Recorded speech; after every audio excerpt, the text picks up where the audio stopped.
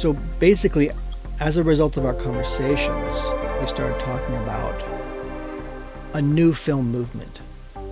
And we had a few names for this movement, but suffice to say, we kind of wanted to draw from our inspiration from the French New Wave and kind of saw a lot of parallels between what's going on in our society now and the French New Wave, because the French New Wave came after World War II. It was kind of a natural result of World War II. There was a lot of cultural changes. There was technological changes. They could shoot a film on a street corner without lights. They could sync sound, and do that a lot cheaper than they could do before then. So they didn't need a whole crew of people to make films. And also they found that Hollywood was making these big films that just weren't speaking to who they were and speaking to the challenges and the issues that they felt in Europe. And so, this was also happening in Italy. The same kind of movement was happening there to some degree. Later in Germany, obviously it took some time for them to rebuild. But this had an impact on me because I felt that the aesthetic was clean and pure. The stories were intimate and real. And the equipment was sparse without crew. So it's there's a lot of reasons why this could work very well for the kind of film we need today, which is more intimate films about stuff people are dealing with, less kind of Hollywood hype superhero film. It's a very similar moment in time, isn't it? Hollywood's making these big glossy pictures that don't speak to people, right? Just like they're doing now. And they want something to help them deal with the traumas they've been through in World War II. So the traumas we've been through in 2020, there's stuff we want to unpack and deal with.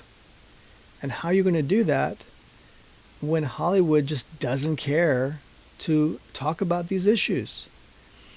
So you have to do your own thing, right? So I called this movement con wave, which is conservative wave, but it doesn't, maybe that's not the best name. I don't know. Maybe it's not about conservatism, but it's got to be something different. It's got to be a new, wave of indie filmmakers that believe in this new aesthetic. And the aesthetic to me was basically very similar to the French New Wave, where I think it should be black and white, because then you don't have as many challenges shooting on a street. You don't have to,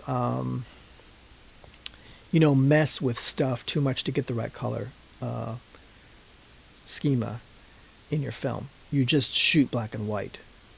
And so you can shoot anywhere, you can shoot unplanned. And it's more about, it's like a grayscale thing you're dealing with. It ends up being high contrast or low contrast. And that's almost some of the only stuff you have to think about. Obviously, you have to think about light. Is this enough light? Digital cameras are pretty good in low light. Another great thing they didn't have back then is we have LED lights now. LED lights cut down on your power demands on a set enormously. You can have a few lights that are mobile lights. You can stick on you don't even have to put them on a tripod or on a C-stand or whatever. You can attach them to a wall or something. So this is stuff you can do. Back then, film noir, if you don't know much about stuff like film noir often they had one or two strong light sources, and they would sculpt a whole scene with just a few lights. And that's where it got the film noir feel, is just the efficiency that they had to deal with. So these happened through artistic limitation and budget limitations.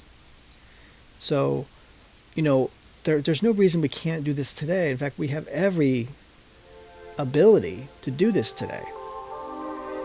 It's just the will. Do we really have the will to make a new film movement?